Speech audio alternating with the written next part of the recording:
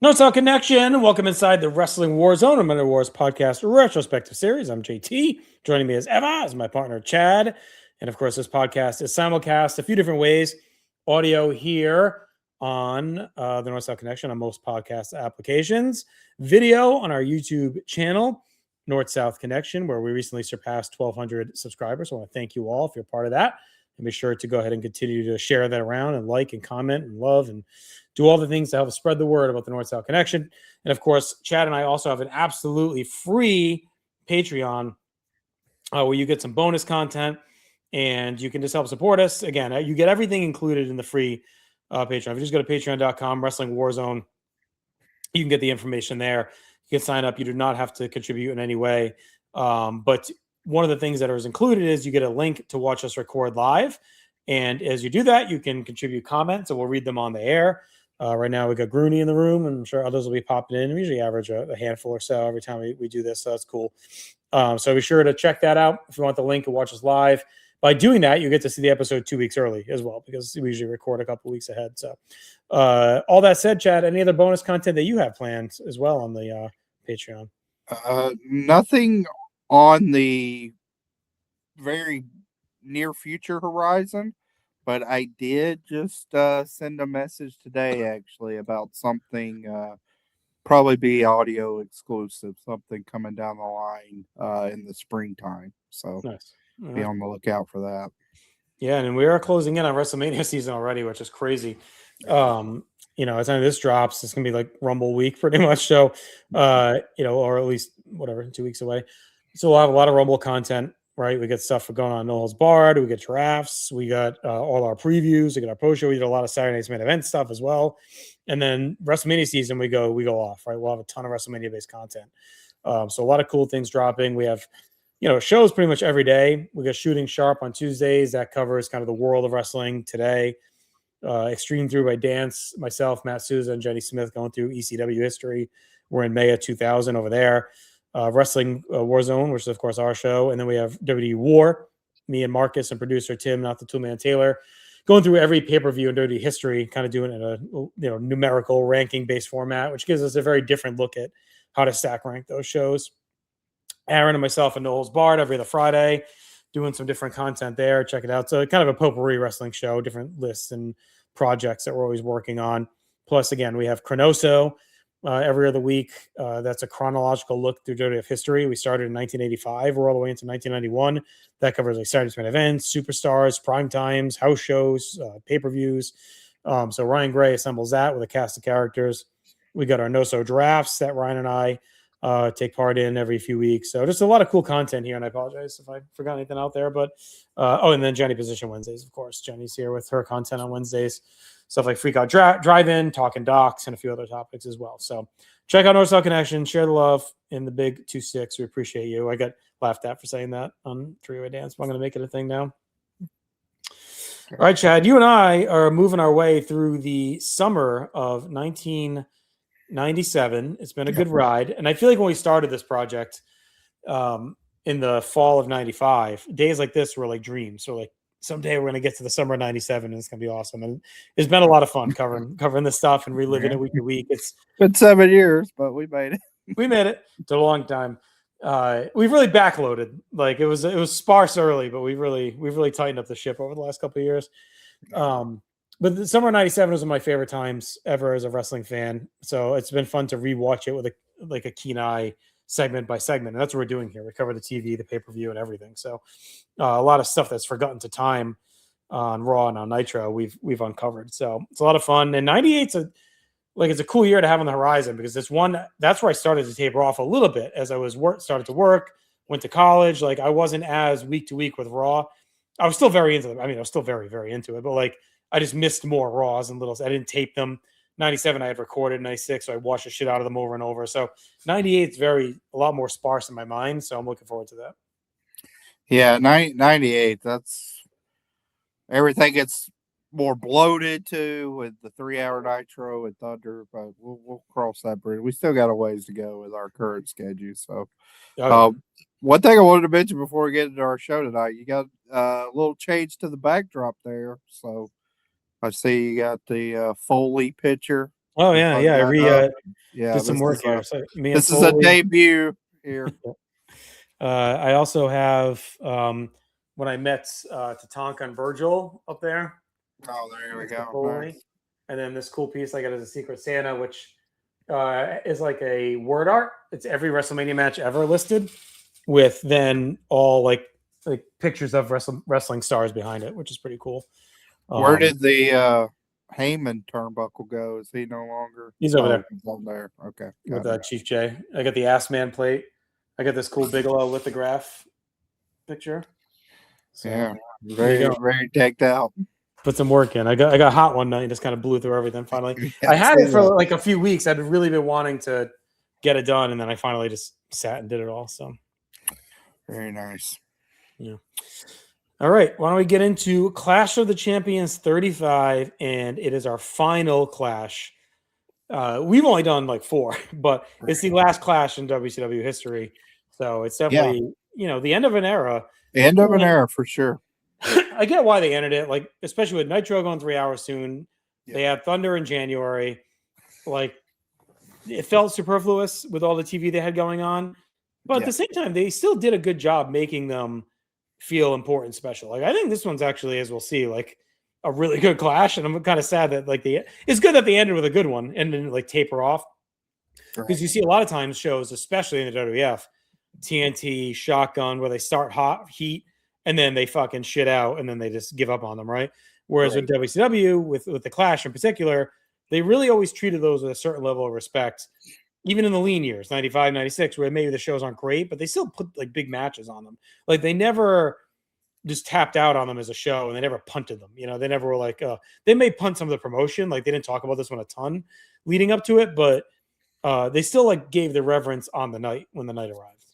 Yeah. No, I think it's a show pretty consistently throughout its 35 show run that really served its purpose from promotion and from execution standpoint, and that not quite, some are all timers. I actually just watched the first Clash this morning because I finished my May 1998 worldwide wrestling watching. That show, one of the best of all time. So they had some like extreme highs on these Clashes, but I would say a fairly consistent run here. Not too unsimilar. I don't know. Saturday night's main event, I think, is an interesting contrast, because I think also with Saturday night's main event, there's some that they punted more. But then But by there's the end, they were also still putting big matches on at the end. They didn't like just like do throwaways. Even the ones where they kind of punted, they would still at least have like Hogan or Warrior on. Like they still would put the stars on it, which is what they do at the Clash. Like some of the weaker ones, right, are say like 91, whatever. But that's when the whole promotion was down, right? So like again, it had nothing to do with them not putting big matches on it. Like I just really recently watched the one from, was it June 91 with Sting and Bobby? I mean, it's not Sting, Flair and Bobby Eaton. It's Flair's last match, like big match, right before he leave. And that was a pretty, that was a pretty good one, even though it was during a lean time to get Oz on there and a bunch of other shit. But yeah, this is Clash of the Champions 35. It's in Nashville, Tennessee, at the Municipal Auditorium. Yeah, we were just there. We were just there about a month ago. Literally a stone's throw away from this arena. Interesting arena, I think, when you're in Nashville town proper, and before they built the Bridgestone arena right there on Broadway. This is kind of the main Nashville arena. This arena, of course, was for Starrcade 96. Also was the arena for what WW? I just watched it. It's a WWF show. Final Four? Oh, no, that's Chattanooga. No, that's Chattanooga. Oh, it's the Raw. Well, the Raw the night after Final Four is in Nashville with Brett. Okay. Yep, that's right. Yeah, Brett and Sid. Brett and Sid. Right. Yep. But we are here. Crazy that building that we were in, that a Starrcade was there. Like it's so small feeling. Like it's weird. I know we didn't really go in upstairs, so maybe it felt bigger upstairs where we couldn't get in. We were in the basement. I mean, it's not that big. But it's pretty much capped at right under 10,000. It's no holds barred. That match is at the Oh no yeah, holds yeah, barred. The match is there. That's what I was thinking of. But yeah, I mean, it's kind of it's an interesting venue again. Like it's one of those that was built a long time ago. It's a big venue, but you don't see a lot though these days. They're like in that right around 10,000 seat range. It seems like we go from maybe 4 to 6,000 to like 15,000. There's not a lot of those mid Well, range. with Providence, that's like 11 or 12, I think. Okay, so so we are here. We get a quick kind of rundown of all the matches. Pretty generic opening here. They do bust out some pyro. The announcers are our usual kind of pay-per-view crew, so it's Tony, Bobby, and Dusty Rhodes. Tony lets us know that war may break out between WCW and NWO like it did at the end of Nitro on Monday. Bobby reiterates that, and then he turns to Dusty, talking about Sting. Dusty says Sting has to step up to the plate. This is the most anticipated question on everybody's mind: is what will Sting do or say? They do show the clip from Monday of Sting. And Tony again on commentary says like the chant of Hogan makes this obvious. That's what Sting wants. So um, for the moments where the announcers again have been completely dumb with the fake Sting stuff, I feel like Tony's done good here, like not being disingenuous and acting, deaf, dumb, blind, whatever's going on. He's actually Hmm. saying exactly what happens. Um, and then that leads us right into our first of three title matches tonight. This is for the U.S. heavyweight title. It's Jeff Jarrett versus Mongo. Jarrett gets the early advantage, slams Mongo. Then he actually gets down into the 3-point stance and clips Mongo. Showboats in the corner, struts around. Mongo comes back with the clothesline. Jarrett bails to the outside. Thought it was smart on Mongo's behalf not to chase him on the outside. As we head to our first commercial break, we come back with Jarrett throwing Mongo into the steps as he was able. They talk about during the break he was able to kind of go Mongo out and grab him out on the outside. Deborah pulls Mongo's hair. Jarrett hits the knee drop on the rope. Sleeper holds applied. Mongo powers out and reverses that. Deborah's on the apron, distracting the referee when Eddie Guerrero comes out. He has the U.S. heavyweight title. He jumps off the top rope but hits Jarrett by accident. Mongo throws Eddie to the outside and pins Jarrett to win the U.S. title to a huge pop. Bobby lets us know this is his first title victory and how quickly, since he became a full-time wrestler, he won the title. And this will kind of reiterate the theme of this evening where there's 7 matches on this card. It's probably like a little over 2 hours of airtime. I think it was 2 hours and an overrun is what they had on TBS. Yeah. But this was sub 10-minute but fast paced, well worked match. We've talked about like this is a feud that I've enjoyed once they've finally broken apart for good and has some heat around it. The stuff with Deborah is interesting too. And even post match, Deborah kind of sucks up to Mongo and acts like she's trying basically they present her as just like a gold digger, right? That she's going Oh with yeah, whoever's big on time. the championship. So I like that aspect of it. Mongo, I do believe, as we mentioned constantly on these shows, is a worker that's underappreciated kind of historically. And overall, I thought this was a fun opener. Jared in Nashville and Tennessee usually gets a good reaction too. So I went 2 3/4. I enjoyed this. In Your House 2 was also in Nashville, obviously. Yep. Yep. Um, yeah, we get a lot of talk about the NWO birthday celebration tonight, which we talked about. The timing's still kind of weird on that, but whatever. Um, a lot of hype for dinner in the movie. That crew will be here tonight. So, that's always was a fun concept. Yeah, I thought this was really fun. It was well earned from Mongo.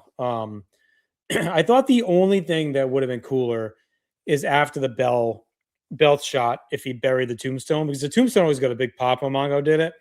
So I think if he picked Jarrett up and planted it with the tombstone, it would have been really cool. But it was great as it was. Jarrett I thought he was really good here. Like he Yep. really worked his butt off. and was a good counterpoint to Mongo. And he continues to operate at a high level as a heel. His partnership with Eddie, cost him and the Horseman get the gold. So kind of a 0 for 2 here in one shot. So I went 2 3/4 of the match. And again, I think Mongo deserved this moment and this pop. It was a good payoff to what this feud has been with, Jarrett taking Deborah away from him and her, kind of angle against Mongo over the past couple months. I thought Mongo deserved to have that moment. I'm glad they did it here. So it was cool. And he's super over. So it's a good example of like, strike while the iron's hot. Like, who thought this guy would get over to this amount? But here he is. He's hot. Why not? WCW's got multiple singles titles on the undercard, so might as well use one of them here for this. So, and it's impressive too. He gets the US. Like, you felt like it would have been like a TV title kind of guy. Yeah. But to strap him with the US belt, that's like a pretty hefty lineage. So, right. So Gene, we mentioned like Gene was doing the Raven Stevie Richards interviews. It's kind of some comedic relief too.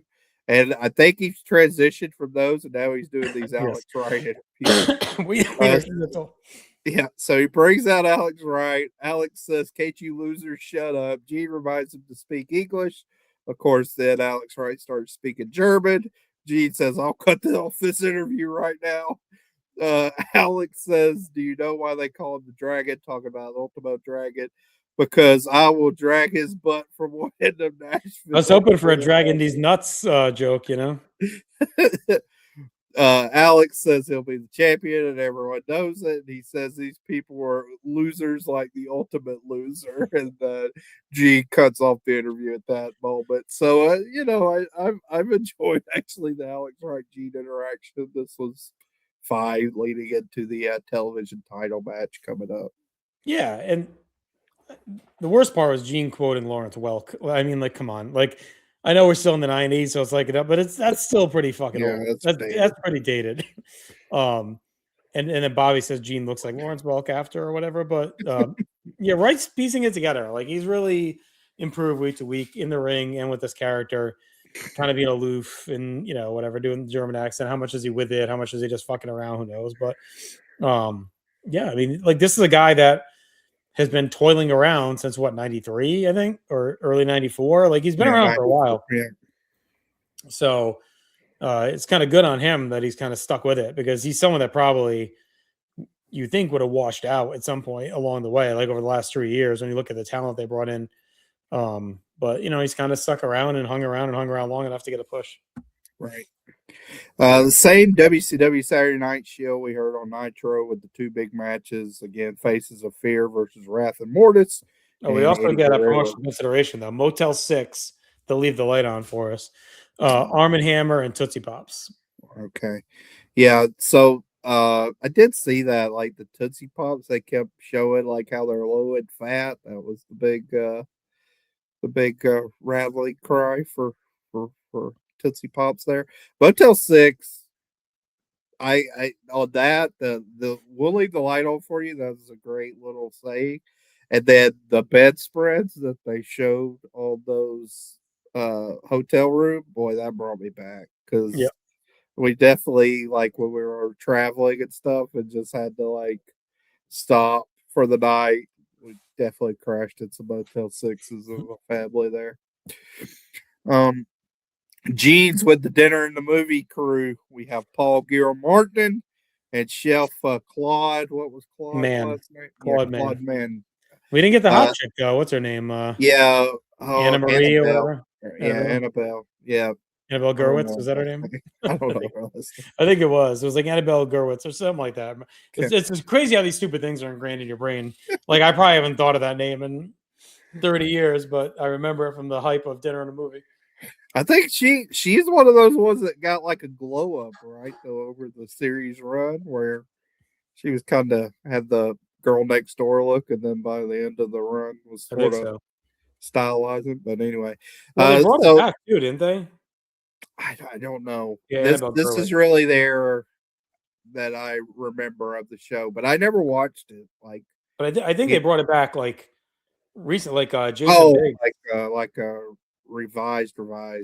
So this ran through 2011. No. Yep. and then it took a They break. didn't have consistent episodes, though. There's no way. No, it did. It said it aired from September 8th, 95, which is when around Nitro started, which is funny. It made it till 2011 and then made a return in 2024. It was hosted by Chef Claude Mann, comedian Paul Gilmartin through the entire run, as well as Annabelle Gurwitch from 96 to 02, Kent Osborne in 98 before he went to the Movie Lounge spinoff, Lisa Kushel from 02 to 05, and Janet Varney from 05 to 11. And now it's Jason Biggs and Jenny Mullen hosted. I remember Jason Biggs doing it. But it's all still on. Still on, still on TBS. So that's Biggs' wife. They're the co-hosts. It came back on June 1st, 2024 with Aquaman, but it says they don't do recipes, I guess, like in the original format. So I don't know if they're just eating while they're watching the movie, I guess. I don't know, but okay. There you go. So the movie coming up was going to be The Jerk with Steve Martin. So, of course, they're making jerk chicken. And this was kind of just to set the stage that the dinner and the movie guys are here, and they'll play a role later in the show. Well, Bobby says, we just heard the jerk talking about Gene, and Tony laughs at that, which is pretty funny. Now we get a pretty big in-ring debut here. It's Raven versus Stevie Richards. They kind of present this as a grudge match. So Raven doesn't really get much of an entrance. He's just kind of in the corner, kind of make it seem like he came from the crowd. He's just sitting in the corner. Stevie comes out, but Raven's on the mic first and says if he's going to be wrestling for this company, it's going to be on his terms. So this becomes a no disqualification match. Raven takes the fight right to Stevie, dive from Raven onto Stevie on the floor.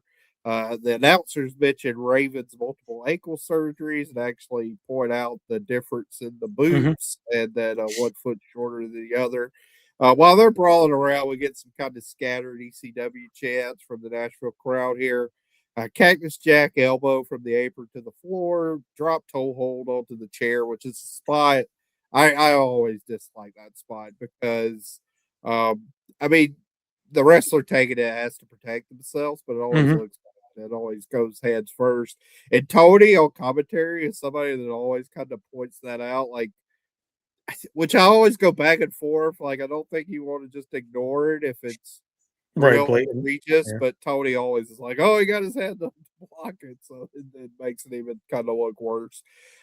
Tony talks about Raven having his tongue pierced, and he says he doesn't know what would drive a man to that. Funny, kind of retrospect that, like in 1997, that's the most like hardcore thing you can do was pierce your tongue. Oh, definitely nose or tongue. I mean, nose is a little bit more common. Yeah, tongue ring was definitely like a big thing at that point. Right. Stevie reverses Raven into the chair in the corner. Raven's first up though, and is back on offense. Stevie then makes his comeback, gets the sidewalk slam. He goes for the Stevie kick, but that gets blocked. Roll up by Stevie gets 2. The crowd is pro Raven here, and Raven ends up getting the DDT in the win. So I thought this was an interesting match because I felt like, I mean, Raven's been around since that June 30th Nitro, so he's been around for almost 2 months now. This is his in-ring debut. They kind of built and slow burned the stuff with Stevie, and then all of a sudden it's like they're in there, they're wrestling, they had a decent enough brawl, but then Stevie gets beat pretty handily here, and there we go. So it felt like a very shift in the progression of the feud. And I know Stevie's gone pretty quick. Yes. And I thought right away this was it, but he is on more after this. Right. So it's not it yet. But I thought this was writing him off. I was like, oh wow, like they turned course and he's done, you know. So I went 2.5 here. I thought it was fine. I mean, this really only goes about 6 minutes, so it's a very quick match.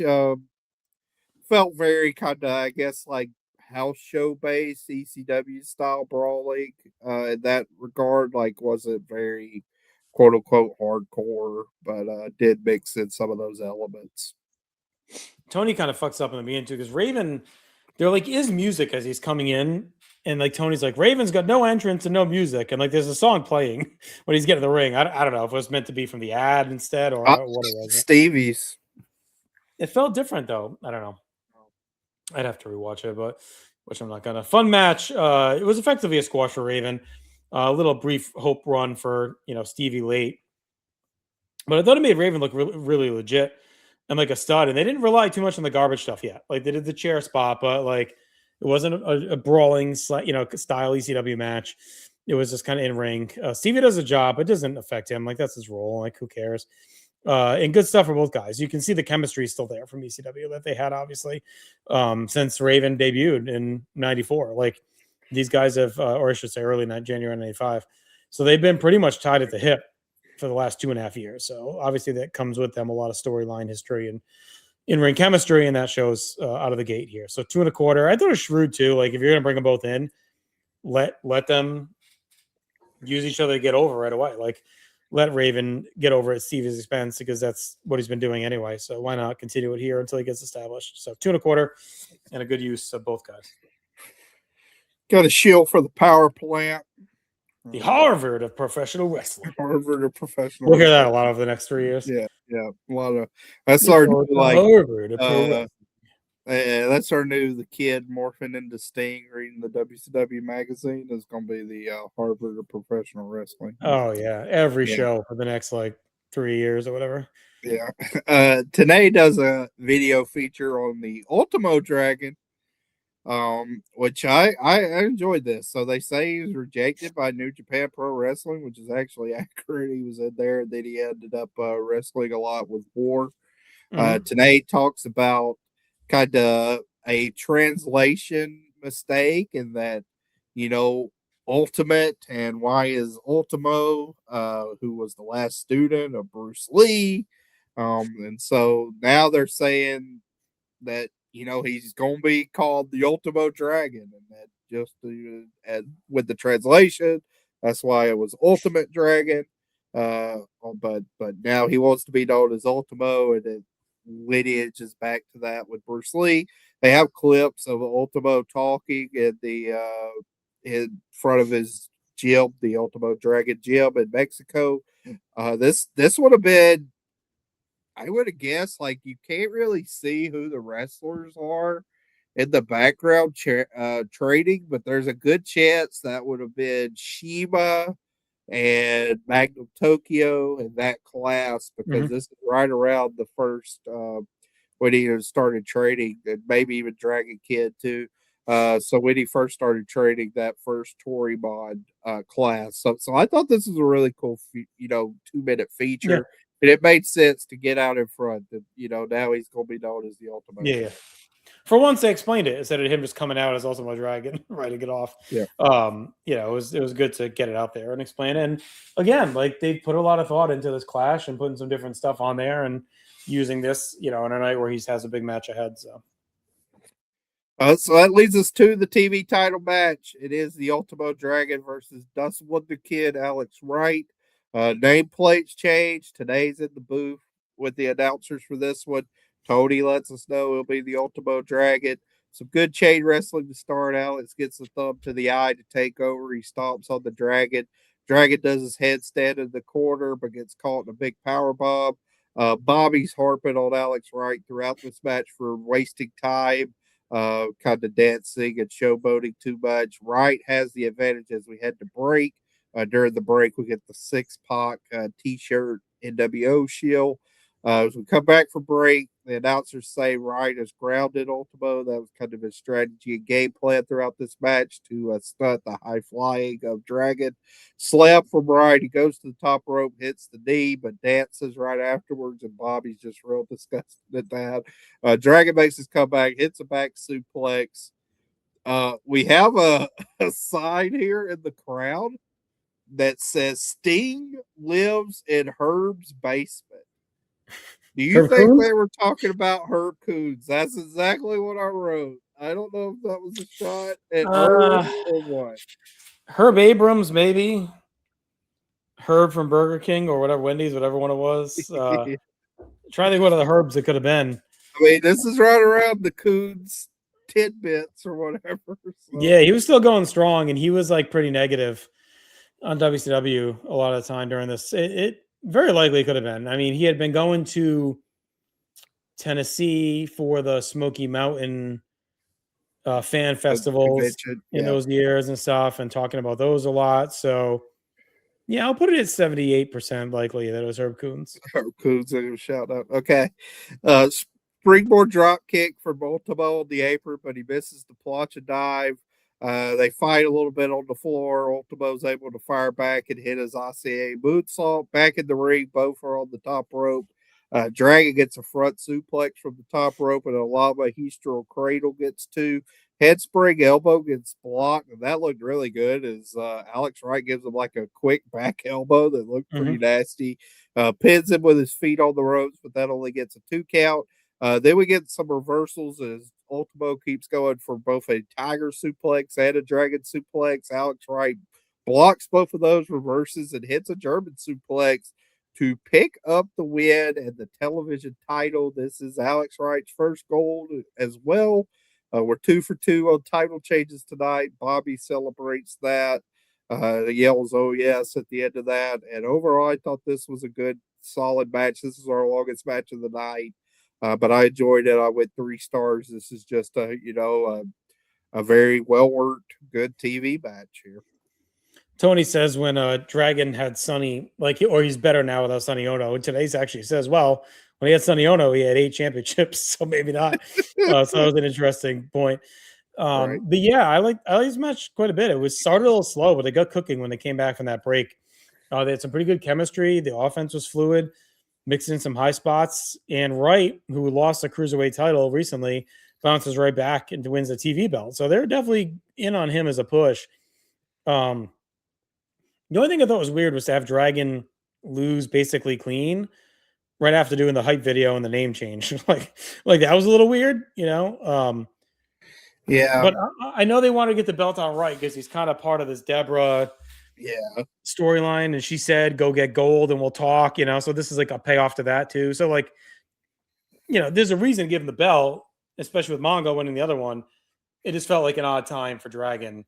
Unless he's going to go win the Cruiserweight belt, they're just trying to get him back over there. Maybe, I don't know, but it was just weird to do that whole video and then he loses 2 minutes later. Yeah, Dragon, I'd say is in an interesting spot because, it makes sense for Wright to get the TV belt here. I'd actually won the Cruiserweight before, so this isn't his first title, but, he's very embroiled in that Jarrett, Deborah stable stuff.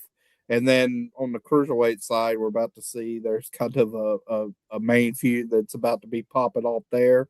So Dragon's a little lost here, I would say, but they might could have found something fun for him. We'll see, but he may just also be like one of those guys like Regal that just pops up the when TV he pops title. up. Yeah. I do think another 5 minutes just could have really went off too. I think, as it is, I went 3 stars as well. It's very, very good.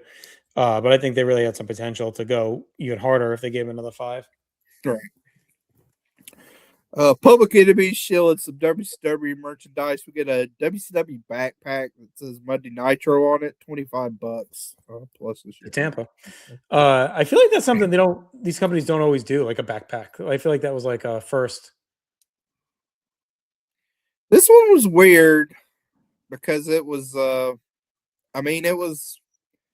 it was just like a black backpack with the the Nitro graphic. But I guess I don't know who they were kind of trying to sell this to, like teenagers or. Yeah, wrestling's hot enough where you could have this at school. Yeah, probably I guess at this time you could, because when I think of wrestling backpacks, I think of like elementary school with like John Cena, very very rudimentary, but yep. Next, so like I said, we're 2 for 2 for title changes, and it's Chris Jericho versus Eddie Guerrero next for the Cruiserweight title. So I didn't remember what the result was of this match heading into the show, and as we talked about, the plan for Booker Terry Taylor at Road Wild originally was to have the 3 title changes. That was the big book. So I thought we might be headed to the 3 for 3 title changes here. So let's see what happens. It's Eddie Guerrero versus Chris Jericho. We get the Shield as they're coming out of the Chicago and Indy house I show. think we've heard about these fucking shows Yeah. like a million times. Like, and good on them for promoting ahead, but man, like Indy and Chicago, I feel like we've heard the plugs for those just 100 times already. It's probably just because Hogan's wrestling on them. Yeah, I get it. I'm not saying they shouldn't do it. It's just I feel like we've been listening forever. Yeah, they're really pushing them heavy. Bobby again invites Reggie Miller on the Indy show. So I need to, when that show happens, I need to read the Observer or something to see. He must show up. They talk about it way too much. They are talking about it a lot for him to no show. It's gonna be like, come on. So they do some wrestling here. Eddie complains for a hair pull. He shows Mark Curtis. The fans are on Eddie. He calls them a bunch of rednecks. Eddie waits for Jericho to be distracted, then just pounces on him. Dusty talks about how quick Eddie Guerrero is. He hits a slingshot senton on the inside, hits some uppercuts. Bobby says there's no wasted motion with Eddie right now. Rana from the top for Eddie gets 2. Eddie goes for another Rana against powerbomb after that. Jericho keeps going for the lion tamer. Eddie's able to hang on to the ropes. Jericho reverses that into a giant swing. It looked like Jericho was going for his outside dive, but he botches that. Ends up wiping out onto the apron of the floor. That did not look great at all. It's kind of typical Jericho. He's pretty notorious for having these like ultra sloppy moments, unfortunately, and this was one of them. They cover for it a little bit where they get on the apron and Jericho does a suplex of Eddie to the floor. But then they go back where they're both on the top rope. Eddie's able to hit a superplex from the top rope.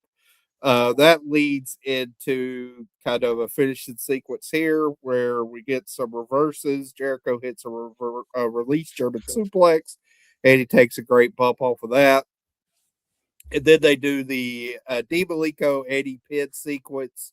Again, Jericho's execution on this is a little bit off, but he's able to get a roll up off of that and pulls off the win to hang on to the Cruiserweight title.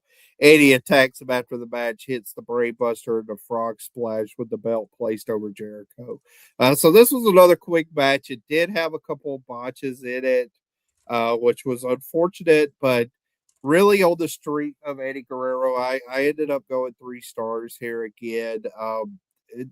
I'm wavering between 2 3/4 and 3 because I don't think Jericho was that good at this match, but I'm just really loving Eddie Guerrero right now. His intensity, overall, he's just a great like Rudo around this time with this, and I like that he's able to bring in his baby face spots like the Frog Splash, the Brainbuster, and the Ranas and the Senton.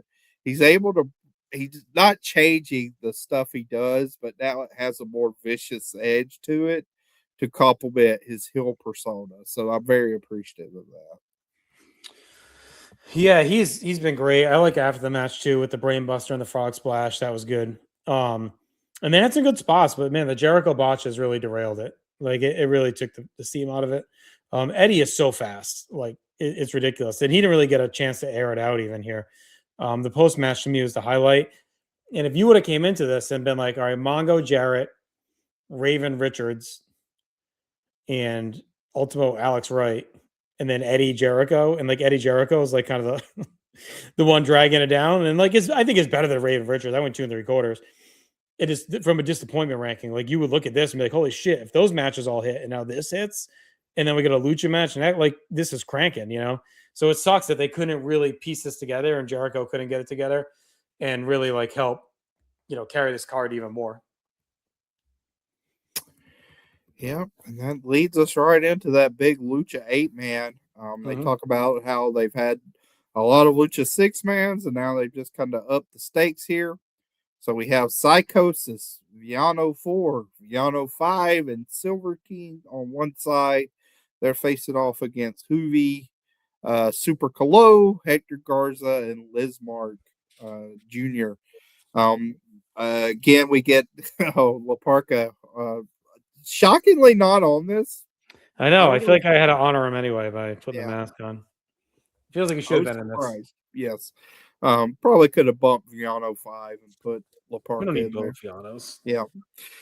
So we do get again the rundown of the upcoming Nitros next Monday night in Columbia, the September 1st Nitros in Pensacola. And then Mike Tenay does the big announcement that Halloween Havoc will be back in Las Vegas on October 26th at the MGM Garden and Arena. Which again is interesting to me. That it shows the importance they put on the Clash. That like that's a big announcement, and they're putting it on here. You know. Yeah, right.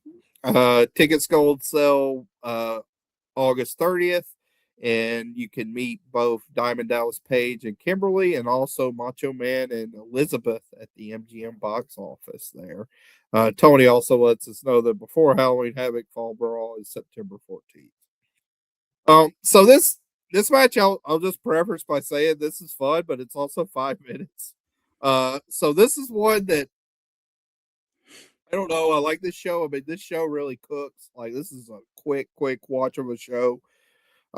This is unfortunate though that this one's so edited down. Probably could have either been cut or extended. I don't know what you want. I think the right match could add some extra time. So maybe you just drop this. Yeah. Or maybe you save Wright for Nitro. Just do the Ultimo video package here and do Wright and beating Dragon on Nitro. Then you at least leave a little breathing room, before that. But yeah, because there's a couple guys in here that are literally only in the match for like 20 seconds. Including Juventud, which I actually thought Juventud was much more prominent than he has been at this point in '97. Like, he's just one of the guys. They're kind of pushing Hector Garza. They're definitely pushing Hector Garza ahead of him on this kind of face pecking order here. Yeah, he was always one of the guys you remember, but I think it's a bit before he really kind of becomes one of the guys, Right. Because I mean, the stuff with him and Jericho's not too far around the corner, so it's got to be coming quick, but it's definitely not right now. So Super Colo, Viato 4 start out, have a good opening sequence. Colo drop kick Silver King off the apron. Bobby asked today if there's DQs in these types of matches. Today lets them know that you can be disqualified in this type of match. Garza comes in, misses a dive in the corner. Silver King rushes in, misses a dive in the corner. They do a quick sequence together. Today says that Rey Mysterio is going to be examined by Dr. James Andrews on Tuesday, so there's the update for him. Attempt a world backbreaker by Garza, clothesline to the outside. Hoovy and Psychosis come in and do really quick work, and then, like I said, Liz Mark and Viato 5 come in and are like in the match for 10 seconds, and then everybody spills to the outside. We get the big dive train that culminates in the corkscrew plancha from Garza. I thought there was a nice wrinkle in that where right as Garza dives, you see Psychosis going into the corner and trying to grab it, but he hits the turnbuckle. Inside is Super Colo and Psychosis. Psychosis hangs on for an inverted head scissors attempt and then hits a huge guillotine leg drop to win it. So like I said, I mean, in 5 minutes, it was all action. It was fun while it lasted. It was just too quick. And it was nice to see Psychosis get a good win, but pretty tough to rank overall. I went 2.5. I mean, because it is entertaining. It was nonstop, but just didn't have enough meat to it to be much more. Yeah, I guess kneecaps right as it's heating up, or you're just starting to get into it. But it was fun while it lasted. Everyone balled out. It felt like a showcase. Like, hey, we got 5 minutes to eat. New audience, who knows? Maybe different people tuning on TBS. Like, go out there and show off. And they took advantage of it. Like, they made a count for 5 minutes. So I went 2.5 as well.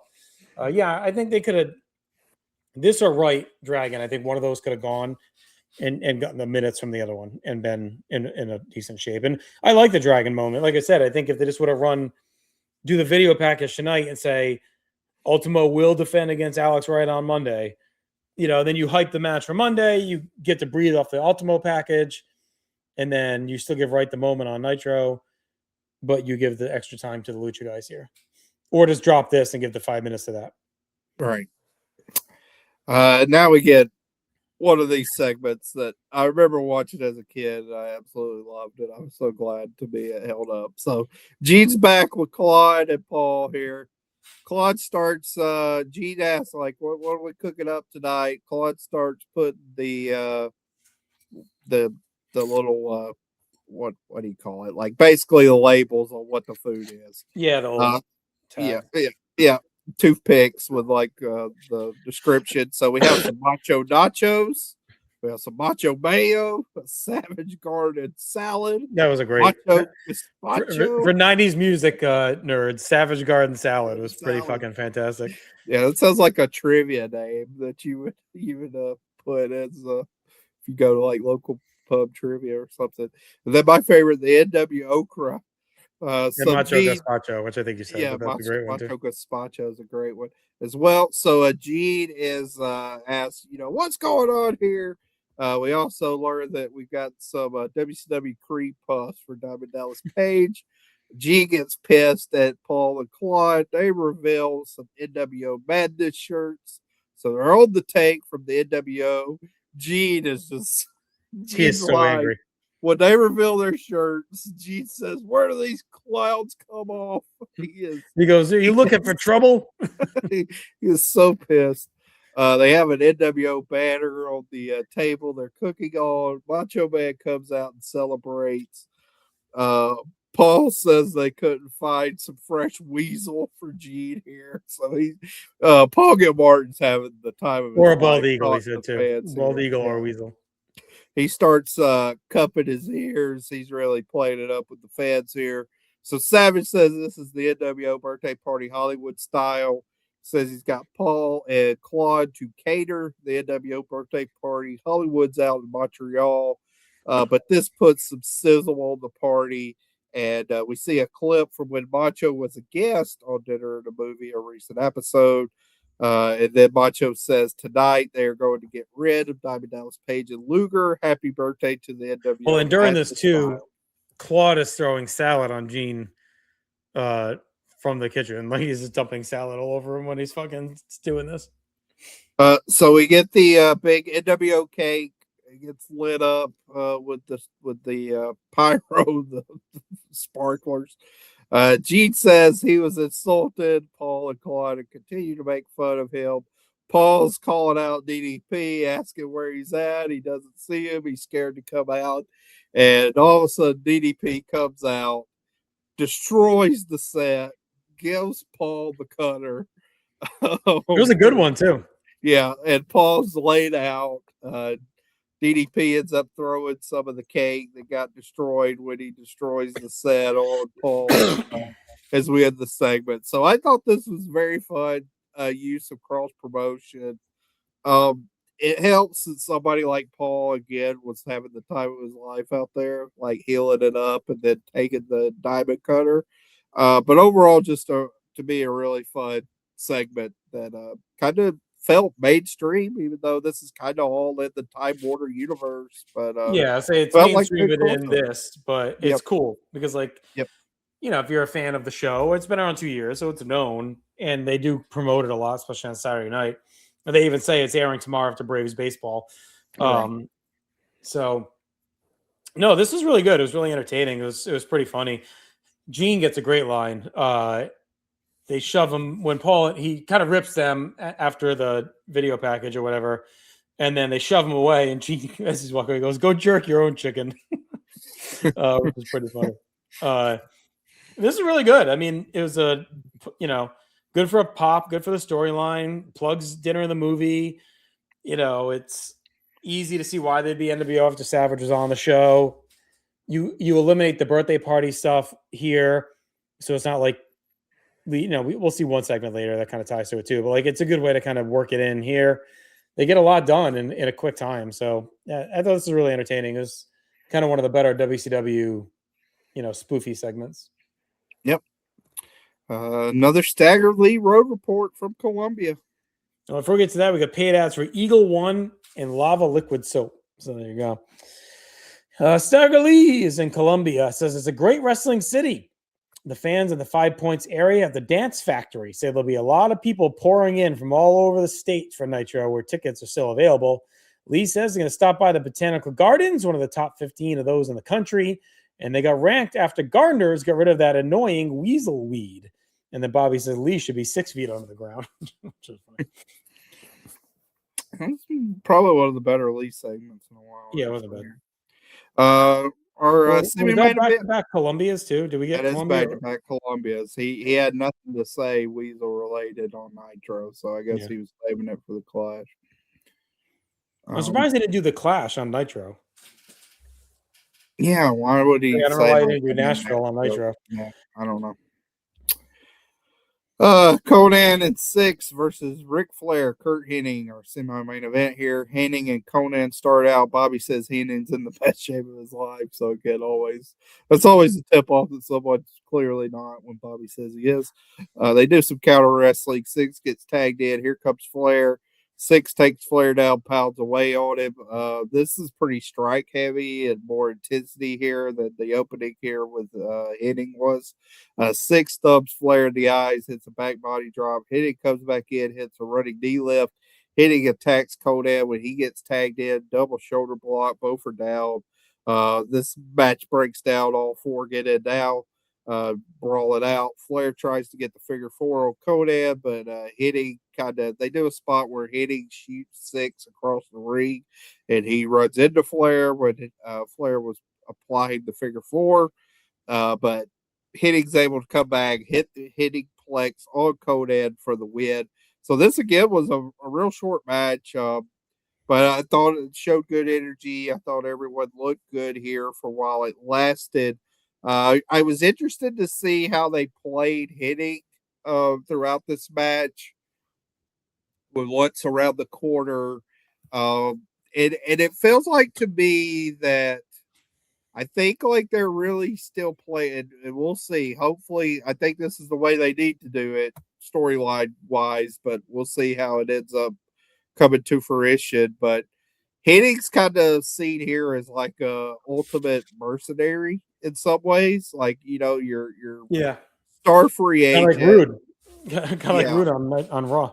They're really paralleled, like with all this college football transfer portal stuff. It felt like Hennig's in the portal, so it's like who's going to come sweep him off his feet? Because I mean, and really with that first sequence, I thought they might be going that way, where like you could kind of retconned it and said like, Hennig and Conan, they just did some basic wrestling. They didn't really throw strikes at each other. So if it was, a schmooze all along, then there's that. So I'm interested to see how this plays out. But the way this match was worked, I think the strategy should be that Hennig's kind of a free agent, just wanting to go to the highest bidder in some ways. So I went 2.5 for the match. We could get to kind of the interview afterwards. Yeah, I thought the finish was odd. Like the twist of Hennig taking out Flair was like good, but then Hennig just wins and Flair struts and celebrates. It's like it didn't really lead to anything. Like so, it was kind of like a fake tease, I guess. But the announcer's pondering if Hennig's a horseman, because it's been a big night for them, right? Like Mongo won that title, so like they got some stuff cooking here. The NWO takes the loss, which is fine. This is kind of the A- crew anyway. And 6 and Flair have some of the craziest random chemistry, like of any wrestlers ever. like they've been really good anytime they've crossed paths. So for whatever reason, they just click. Hennig looked better too. I just thought the finish was weird. And I do think this is one place, like I know they wanted like a big match on paper, but I think you could have maybe done Vicious and Delicious here, which I don't know. I guess they had done that on Nitro. Maybe you make that a schmaz and a finish. Like it just feels like a real easy dispatching of 6, who's like pretty high up the ladder. Yeah. Maybe instead of Conan, you do 6 in, I don't know who's even left down the bottom, like someone down like Vincent. I don't know, like something like that, like someone that could take the loss. It just felt weird, and 6 is beatable, but it just felt really easy to take on like 2 of the top presented guys at the NWO, especially on the NWO birthday night. I think you could have done a non-NWO match here too, and just done Flair and Hennig versus like Public Enemy or something, like because the story is really about Flair and Hennig. It's not really about the NWO here in any way. So I think like there's a world where they could have done something like that, and just had a random team in here, even the Faces of Fear, Mortis, and really someone right that they could have just fought and have the same exact finish. with, and then you at least protect 6 a little bit. So 2.5 for me. Again, it's fun. Like Flair and Hennig are fun together. I just think there's a couple of tweaks that could have made it click a little bit more. So yeah, as you mentioned, Tony and Bobby both say this is a big Horseman night. Gene's in the ring. He wants to know once and for all, is Hennig a horseman? Hennig says he's not a horseman. Flair's like, are you a horseman or not? Hennig just says no. Gene wants clarification, or you say no, you're not going to tell us, or you're not a horseman. Hennig just says that's right and walks off. So again, we don't get a question here. We don't get an answer to the question here. Him and Flair are just talking it out as we head to the break, with Hennig telling Flair, it was a great match. They're shaking hands and walking to the back. It still makes Flair look like a little bit of a cuck. And it you can tell that it's running the clock till Fall Brawl at this point. Like, if they're not going to do it here, they're probably not doing it till the pay-per-view. So now we still got a couple weeks left to fill with this story. I actually wonder if they would have been better, like, having the NWO take Flair out here and put him on the shelf and say he's going to return at War Games, and Hennig kind of goes out on it. But I guess actually we get the other stuff coming. Never mind. So they're fine. I was trying to think how they fill the time. I forget what's coming, obviously. So the next couple of weeks are pretty big in the story regardless. But so you can scratch that. Move on. All right. Just like that. Clicked as I was saying it. What was next? Michael Buffer is out here. Nick Patrick's our referee for the big main event. It's Lex Luger, Diamond Dallas Page versus Scott Hall and Randy Savage. Whole NWO crew comes out, minus Hogan, of course, who's in Montreal. Macho says happy birthday to the NWO. We get some white and black balloons falling from the sky. I thought that looked really cool as they were coming to the ring with the balloons. Yep. Good celebration here. Macho says, big man, you got something real important to say. Nash gets on the microphone and says they're giving something back to the fans. This is now going to be a World Tag Team title match. So they add that. I like that. So add that little wrinkle as we head to break here. We come back. Luger and Page come out to Luger's music. Announcers hyped this up, and this actually felt like a big match here. And them coming out together is like a big part of the story too. So they unified. And I love the noise of the balloons popping as the NWO leaves. Oh, see, I hated that. Oh yeah. Well, I get it. I get it, but it's just, that was the only bad thing about those balloons. It was a cool visual, but I thought it was cool, like them popping. Yeah, throughout this match, you hear like random balloons being popped all over the arena. Just kind of, it is what it is. Luger and Hall start. Luger asserts his power advantage right away. Hall sends Luger to the outside quickly. Nash clobbers him from behind, which allows Nick Patrick to eject Nash here. So I thought that was good, and giving Nick Patrick a little bit to show he's on Team WCW and calling it, fairly. Page gets a tag. He's a house of fire. Hall gets sent to the outside, but he trips up Page.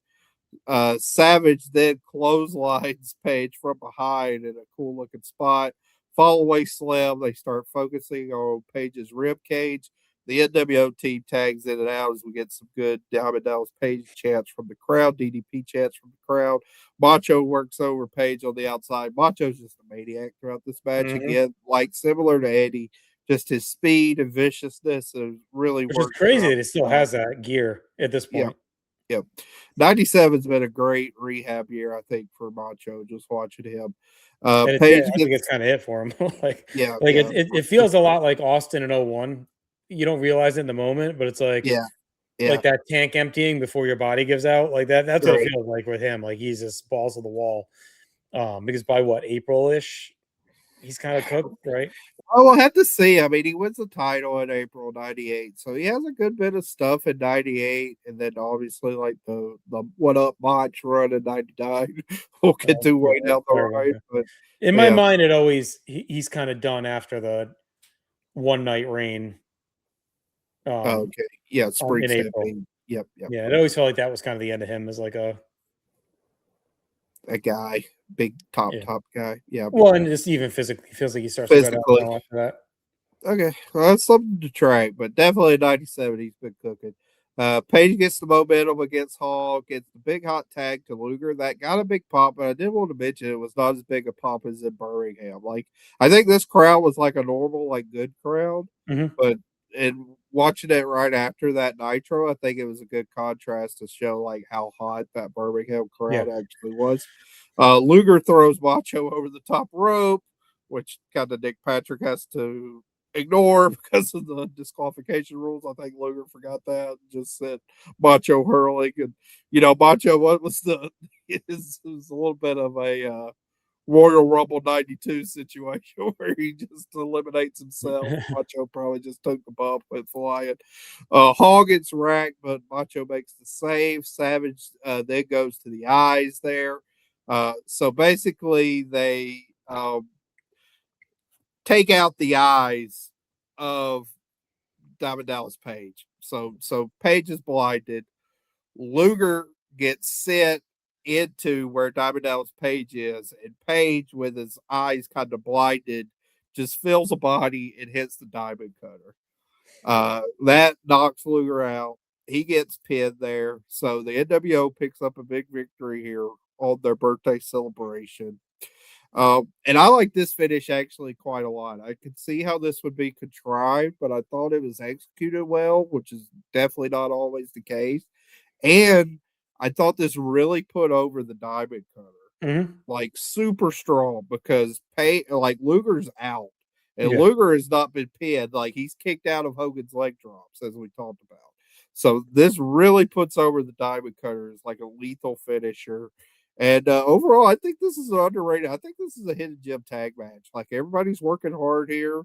You get a great Page face and peril segment. Luger comes in with a good hot tag.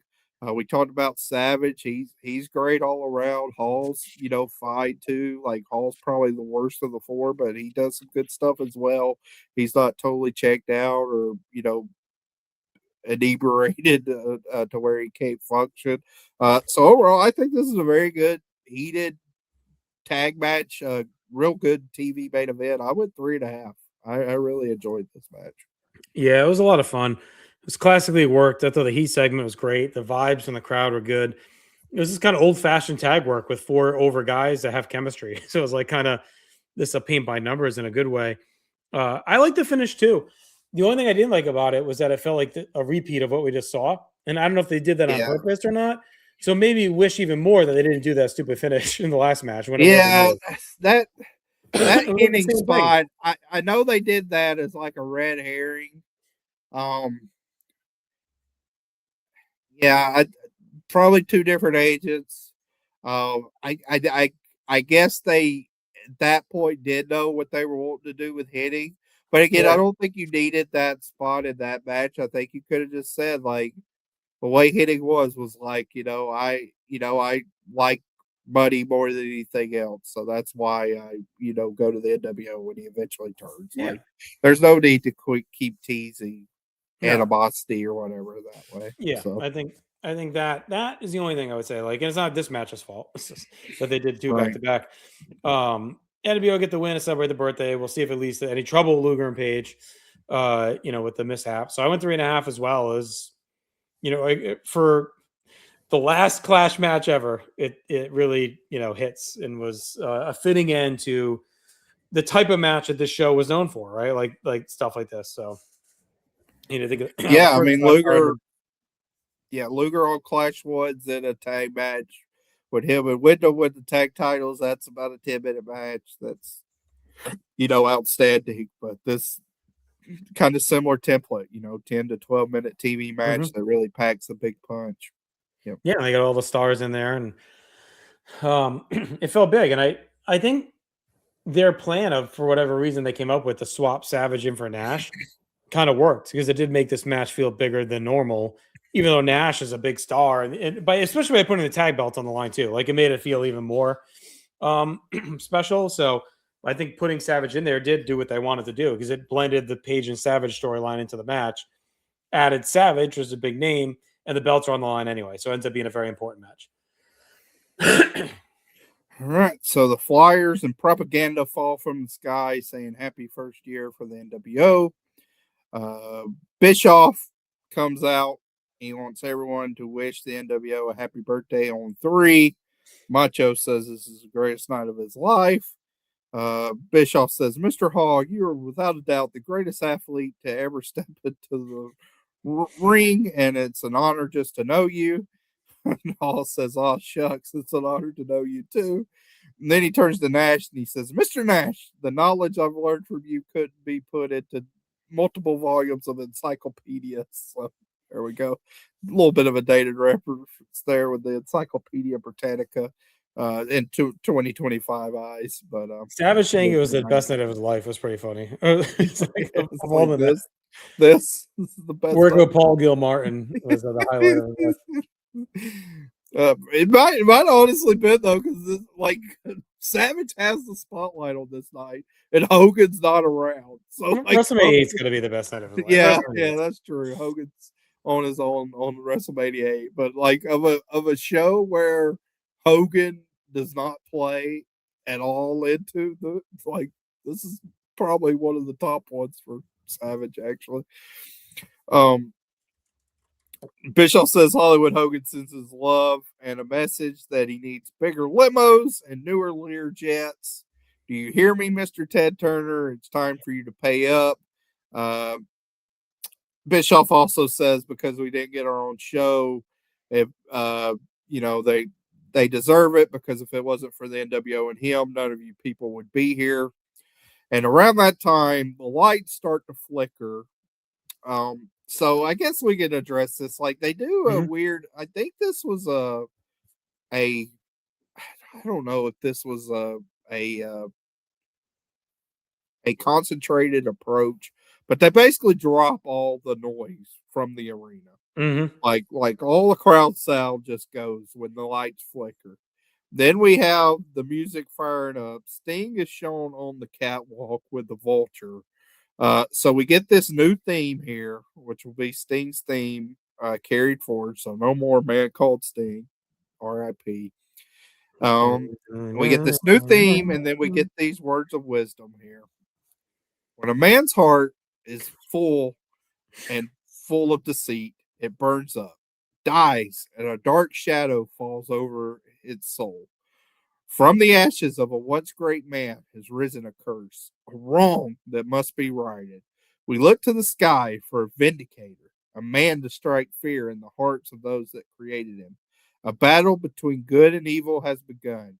Against an army of shadows comes a dark warrior, the purveyor of good, with a voice of silence and a mission of justice. This is Purveyor. So this is Sting. The lights go out again. They return where now the Vulture is on the rope. The NWO is kind of freaked out by this. And it's a little disorienting, I would say, with the volume and everything. And a real funny moment right as we go off the air where Nash actually holds up the tag title belt and acts like he's going to swing it at the Vulture. But the copyright scroll ends on a visual of the Vulture. So we do get kind of a message from Sting. It's not him talking. So a little bit of a cop out here, but I do think this is a very like memorable segment here. The music's amazing. I'll just say that. I thought the wording and everything was cool. Kind of this vigilante style here. Great theme. Sting's very underrated in his themes, I think. Because you got like his Surfer Sting theme, the Man Called Sting. Surfer Sting is like Eye of the Tiger, basically, which is great, and it's like dun, dun, dun. So he that's three like really good themes for Sting back to back. So I don't know. I like this ending a lot. I think it does good in like Sting saying his message. You didn't have JJ out there looking like a bumbling idiot, which was nice. NWO kind of gets spooked out by this Vulture. It's a little weird, but overall, again, with the audio being cut, it was a little bit like disorienting and the lights flickering. So I kind of get that it was Sting, quote unquote, crashing the party. So I enjoyed this. I think it's memorable and it holds up. Like if you think about like Sting with the Vulture. If Mhm. you're a long time wrestling fan, you remember. Yeah, and Grudy even mentioned it the other day to us. Like, it's kind of the most memorable finish, of Yeah, this era. One of I don't know if it's like tip top for me, like it's up in there though for sure. WCW, but yeah, it's on the short list probably. Yeah. Um, the end is a little weird. Bischoff kind of studying the Vulture. Like, it's an odd framing. In the hum blaring, the hum really bothered me. Yeah. Uh, I think if you dull the crowd, it's fine. Eliminate the announcers, it's fine. You just didn't need this. Bzzz. It almost feels like a fuck up. So now it just feels like I'm just listening to technical difficulty, whether it was or not, and it takes my attention away from what the kid is saying, and I'm just getting annoyed. Like, I remember being annoyed at the time, and I remember, and I was annoyed this time watching it as well. But that said, I thought the segment was extremely memorable. It got the point across. You get the bird, the poem, and the other issue with killing the sound is that it makes it like there's no pop. So it makes it feel like the segment came off flat. You know what I mean? Like, it's like, okay, well, it's quiet. So if you don't recognize in your mind that like they've lowered the sound, it almost feels like no one knows what the fuck is going on and they're just dead for it. So I think that's the only miss. So I think like the concept is really good and the execution in the arena is good besides that sound. I think Sting coming in and breaking up the birthday party by like destroying everyone could have maybe made a hotter ending, but that's been done to death. So I get them not wanting to do that again. Yeah. So kudos to do something different. Points for that. Like, I'm fine with it. I just wish they didn't do the loud humming noises. I do think that takes away a little bit in the moment, and it takes you out of it by not hearing the crowds, which was likely a molten reaction. I'm assuming. Yeah, you would think. They were into it, And you can see them like looking and finding Sting on the catwalk, and right. So, yeah. And then Bischoff staring at the Vulture was kind of a weird. they probably hold that shot, I would say, a little too long. Yeah, like you probably could have done. I would have went back to Sting. 15 seconds less, yeah. Yeah, and because it's only a minute. It's probably like less than a minute, but it does feel like a lot. Like what? And I don't want to like drag him out here, but like you could even have Dylan in the aisle, like looking around to the rafters and like hearing the crowd, something like that, maybe to get that point across. I don't know. That's playing with fire. What are they saying? Dylan with that rolled up paper, Maybe he feeds the paper to the Vulture. Yeah, I don't know. that's asking a lot there. You would have been funny if they probably didn't want to risk it, the injury, but like if Sting is out there with Paul Gilmartin like hanging from the fucking rafters, like that would have been great. Yeah, like has them tied up upside down or something like that. Claude Mann's dead body hanging. All right, well, that's it. Rest in peace, Clash of the Champions. So, yeah, I would say, well, let's do the grades and we'll talk about kind of the ones we've seen where it stands. Match of the night, I think we both were very big on the main event. Yep. Okay. Moment, obviously, is Sting with the fucking Vulture. Yep. MVP, though, I went Savage. I'm assuming you're with me. Yeah. He was great in the match, phenomenal in the match, and great in the dinner and the movie segment as well. Yeah. Yep. So, and he's kind of the guy. Shout out to Paul Gilmartin. He was good too. And Paige is good too. Like Paige is right there with him too. Like Face Apparel is great. But yeah, Gilmartin always like quote unquote celebrity involvement when they're into it. He definitely seemed into it. He WCW has that's one thing they have is a good track record of getting celebrities that are fairly into what they're being, especially like celebrities of this level, because we've seen that before, like these C and D list celebrities with wrestling where they act like they're above it, and it's like, okay, you're not Tom Cruise out here, so I don't know why we're acting like it helps too that they're hot right now. Like WCW is very hot at this point, so it is cool. So debuts were just Chef Claude Mann and Paul Gilmartin. Road report is Columbia. No shots fired. It was a pretty calm night. Yeah, on the war front. I don't think we really had any dropped angles either, so we can move along from there, and that gives us a final grade. For me, I went 7.5 out of 10. So I think it's a very strong show overall. Like you said, it was an easy breezy watch. They had big stars, big matches. The in-ring quality was there. It hummed along. We had a great segment, plus an all-time moment to end the show. So yeah, 7.5 for me too. Like, I don't think there's a great match to really like propel it into like the great grade. But yeah, very enjoyable show.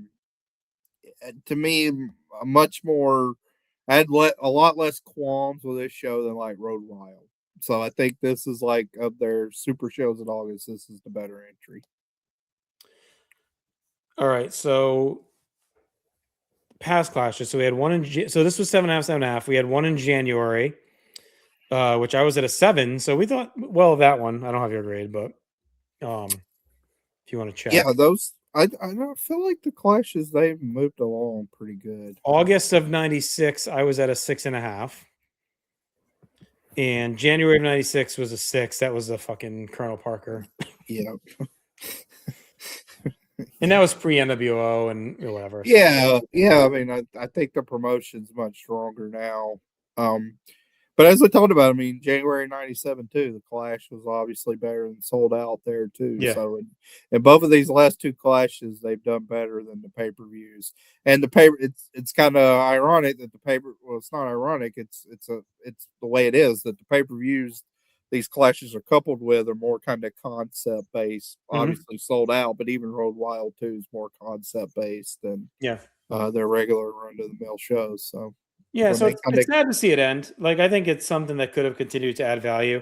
But again, Thunder, I don't know when they kill the Clash. Like, did they know this is the last one? Or did they decide when Thunder was born that there's no mention in the Observer that this is it.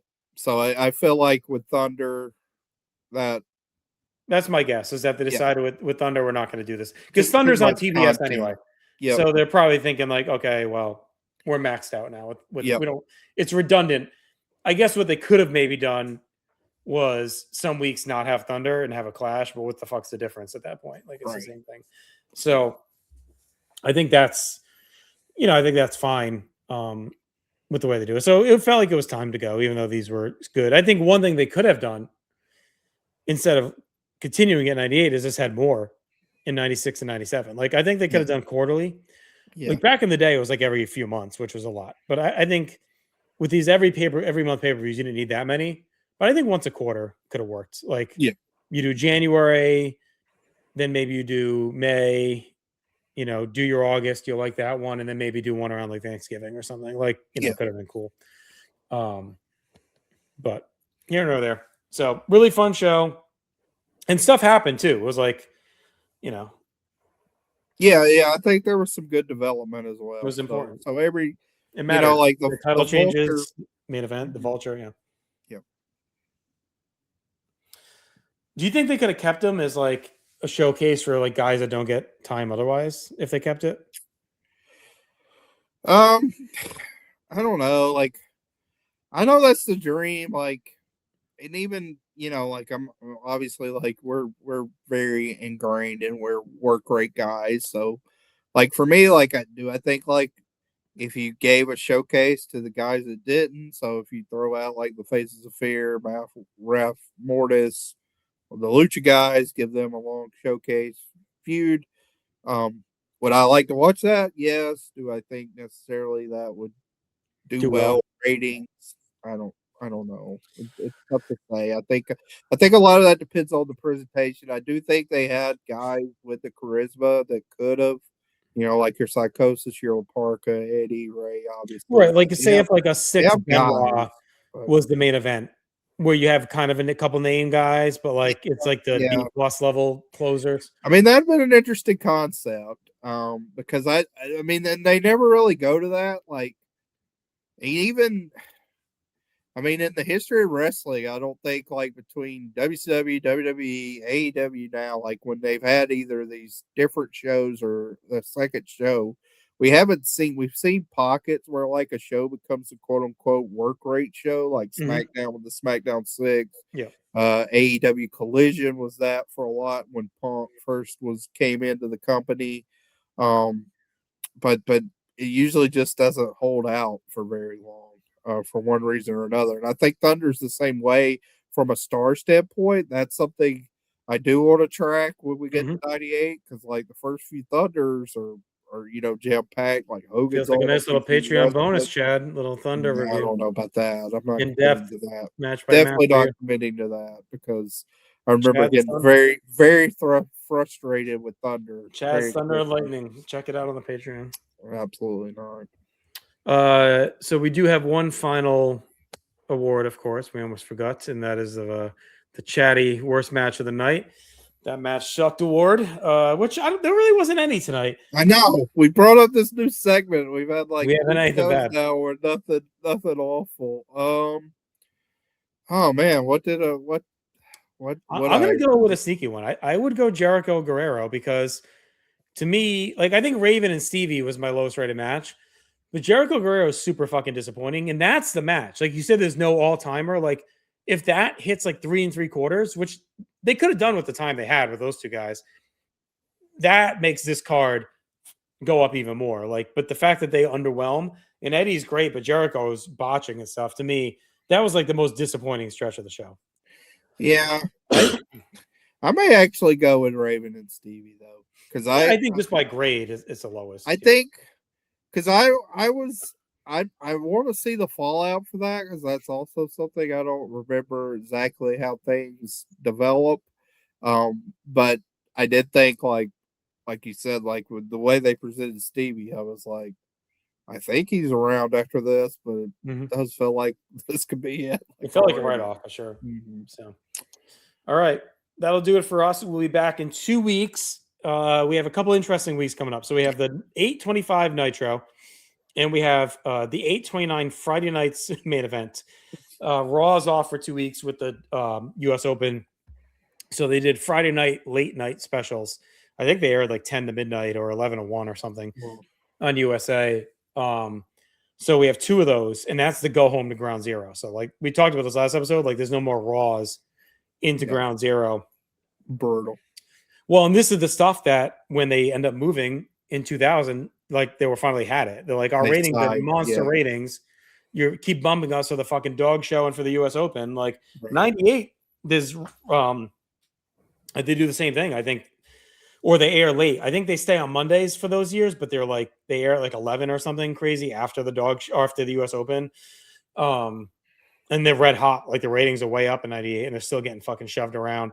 I think even February of 99, when their ratings are monster, there's a Saturday Raw because they don't do because of the dog show. Like they have like a Saturday night show from the Sky Dome.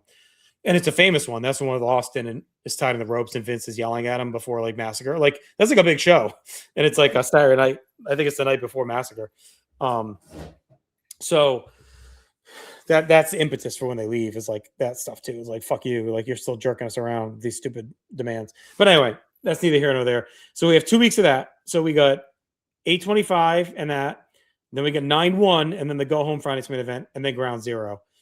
So we got a few big ones coming up for sure. Ground Zero will be interesting. See how that holds up as a show and a main event. You know, we've been pretty into the build for some of that. So see how it goes. All right. That'll do it for us. Check out everything Northside Connection we talked about earlier. Check out our absolutely free Patreon.